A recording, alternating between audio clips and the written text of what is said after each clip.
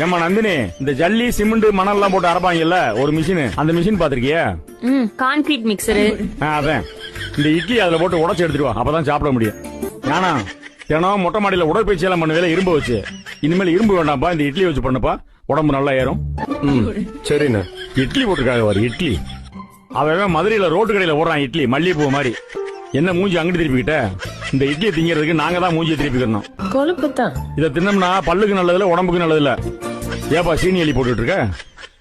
மத்த எதுவும் நல்லா இல்ல. இது என்னம்மா தோசையா? ஆமா, இட்லியை சுட்டு கிழிச்சு கேப்பையை நட்டிட்டியே, தோசை போட்டிருக்கீங்களாக்கும்.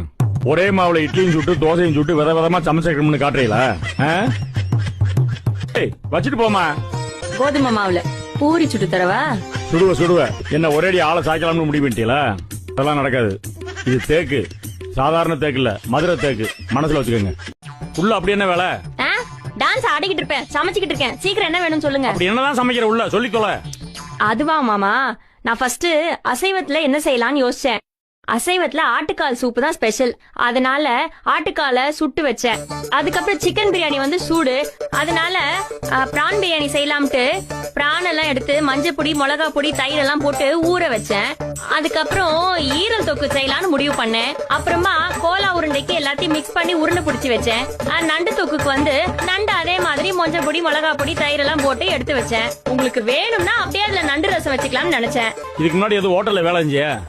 இதெல்லாம் செஞ்சதுக்கு அப்புறம் யோசிச்சா இன்னைக்குதான் அசைவம் செய்ய முடியாதுல, அதனால மொத்தத்தையும் கொண்டு போய் மூர்த்தி அண்ணன்ட்ட தான் கொடுக்கணும்.